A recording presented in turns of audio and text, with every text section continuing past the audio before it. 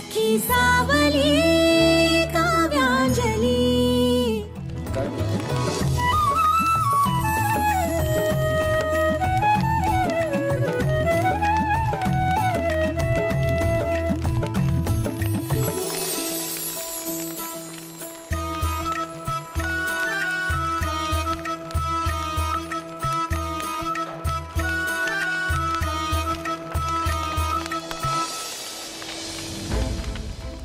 दादा जा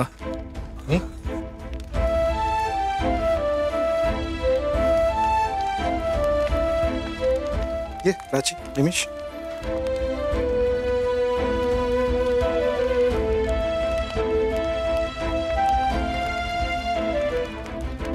सगळं कुटुंब आज सणाच्या निमित्ताने एकत्र आलंय, पण तू इथे असूनही आमच्यापासून वेगळा आहेस।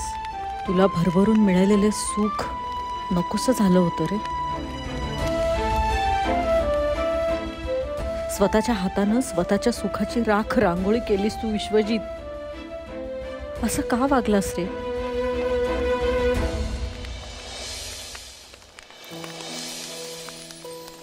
ताई, मला तुझ्याशी थोडं बोलायचंय।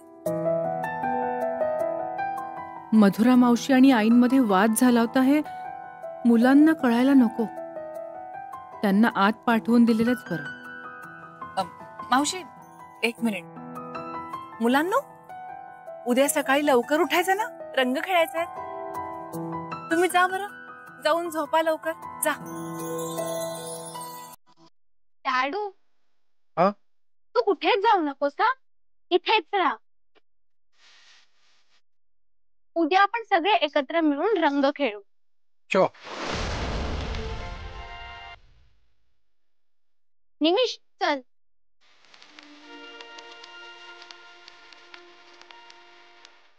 लग्न झाल्यापासून आपण होळी सगळे एकत्र साजरी कर।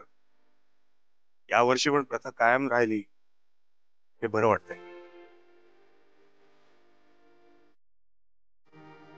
आपली माणसं आली ना की सणाचा आणि पुरणपोळीचा गोडवा आणखीनच वाढतो।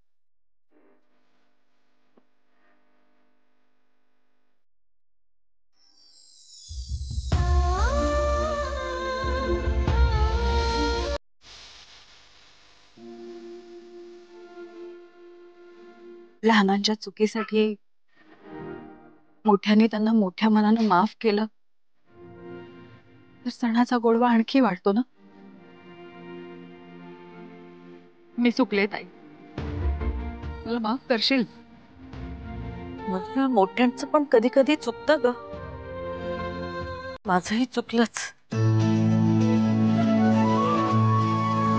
पण आता तू आलीस ना, माझ्या हातची केलेली पुरणपोळी खा आणि मला माफ कर।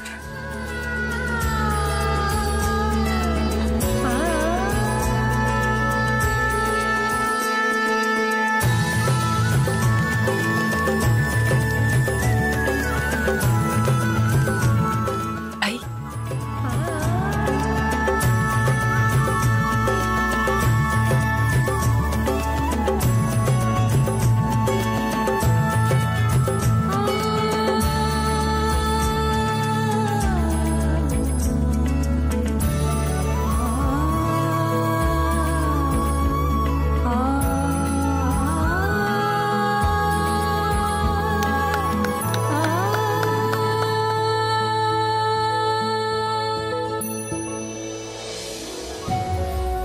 वा वा, मनावरचं मोठं ओझं उतरलं, बहिणींचं मनोमिलन झालंय।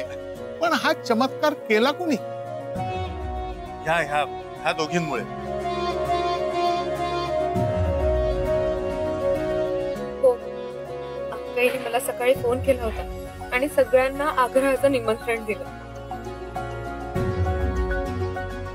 आणि मग अंजली आईच्या मागेच लागली होती। शेवटी तिला मनवून फायनली इकडे घेऊनच आली ती एकदाच।